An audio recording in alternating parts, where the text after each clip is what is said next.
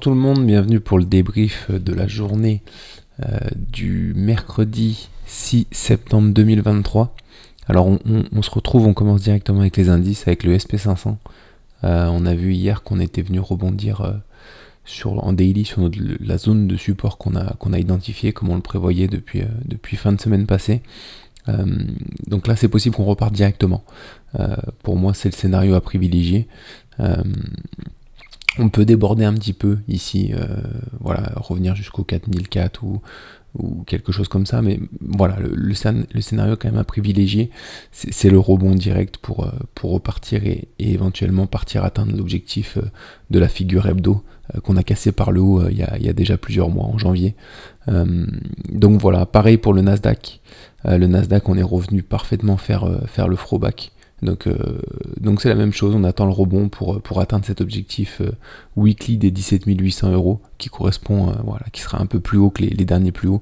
On va avoir une zone dure ici à arriver aux 16 600 quand même qui sont les plus hauts historiques, donc on suivra à ce moment-là, mais voilà, un rebond sur les indices à prévoir à partir de maintenant, je pense. Donc voilà, on va suivre ça les prochains jours.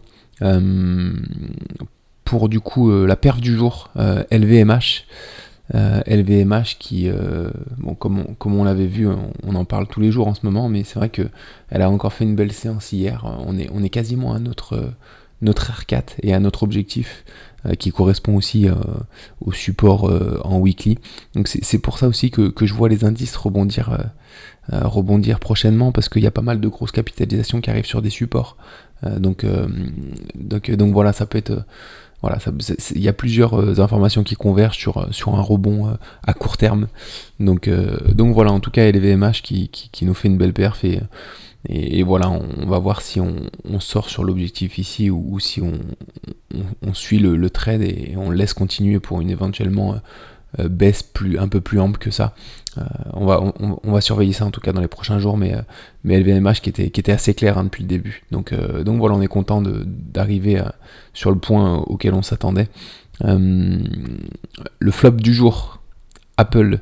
Un flop, on était content d'être rentré sur Apple parce que on avait un double bottom ici qu'on avait cassé par le haut. On était rentré magnifiquement sur le pullback qui était parfait et malheureusement, donc on était rentré ici et malheureusement on a décollé, mais on s'est fait la séance d'hier nous a sorti. On a fait une vilaine séance hier qui nous a déclenché notre break-even, notre stop loss au R0. Donc voilà, malheureusement, on peut le reprendre à partir de maintenant en mettant un ordre ici et un stop loss ici, mais ça fait un R plus ample. À voir si le R, il faut que le R1 soit au moins à l'objectif. Faut qu'il soit en dessous de l'objectif pour qu'on soit sur au moins du 1 pour 1 au niveau de, si jamais on atteint l'objectif minimum, qu'on gagne au moins une fois ce qu'on peut perdre si jamais on perd le trade. Donc voilà, mais pas sûr qu'ils y soient, et puis ça fait des R assez amples, donc pas sûr que ça vaille le coup de prendre ce genre de trade.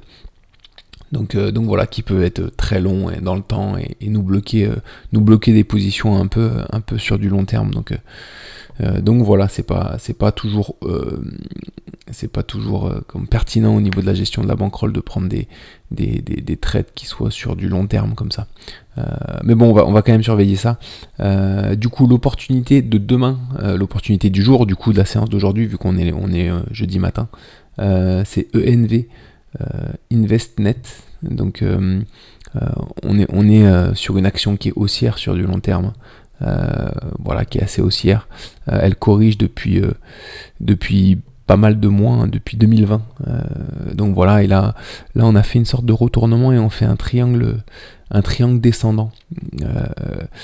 On est sur le bas du triangle, sur le support, donc notre objectif à court terme c'est la résistance oblique du triangle qui sera probablement au-dessus de notre R1.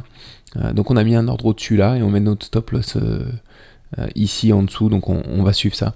Si on casse par le haut ensuite ce triangle descendant, on aura des objectifs vers les 80, donc ça pourra nous mettre jusqu'au R6, ce qui représente de beaux gains. Donc voilà, je la vois rebondir sur le moyen terme, cette action pour recasser les plus hauts, pour suivre cette tendance haussière qu'elle a depuis plusieurs années maintenant. Donc voilà, je connais pas du tout le fondamental, mais graphiquement, voilà, elle est plutôt, elle est intéressante. Je la trouve très intéressante. Pour le short de demain, Nike, on a une belle opportunité sur Nike. Donc voilà, c'est une action haussière sur du long terme. Elle a du mal depuis 2021 aussi, un peu comme tout le marché. Là, on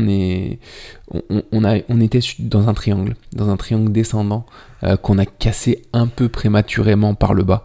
On n'a pas atteint l'objectif, mais c'est vrai qu'il y a souvent des faux signaux quand on casse ce genre de triangle descendant par le bas. On peut repartir très fort vers le haut. Par contre, quand on a un pullback qui est clair et qui est de qualité ici, c'est intéressant de rentrer en position dessus quand même, de tenter le coup. Donc là, on voit qu'on a un beau retournement. On a posé un ordre de vente ici. On mettra notre stop loss ici si on est déclenché. Voilà, on a un objectif, notre R1 qui est inférieur à notre objectif, donc c'est quelque chose d'assez rentable de le tenter. Donc voilà, une fois qu'on aura atteint notre objectif, on sera sur les 92,8, donc ce qui nous mène ici. On peut descendre un peu plus bas, hein. On peut descendre ici pour aller chercher un double bottom vers les 81. Je pense que ce sera peut-être la zone à privilégier si ça casse par le bas, ce qui nous mènerait au R4. Donc à voir.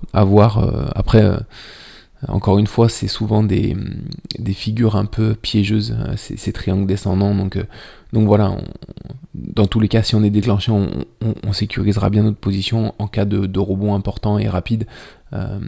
Donc voilà, sachant qu'on a fait une sortie par le bas prématurée, et encore une fois, ce genre de sortie peut être un peu piégeux. Donc on le prend quand même pour voir, mais on va bien se protéger une fois qu'on sera déclenché, si jamais on est déclenché, parce qu'on peut repartir aussi directement vers le haut tout de suite et pas être déclenché. Donc dans ce cas-là, ce sera sans conséquence pour nous. Donc voilà. Donc c'est tout pour la journée d'hier. Et puis on se retrouve du coup demain matin, vendredi matin, pour le débrief de la journée d'aujourd'hui. Bonne journée à tous.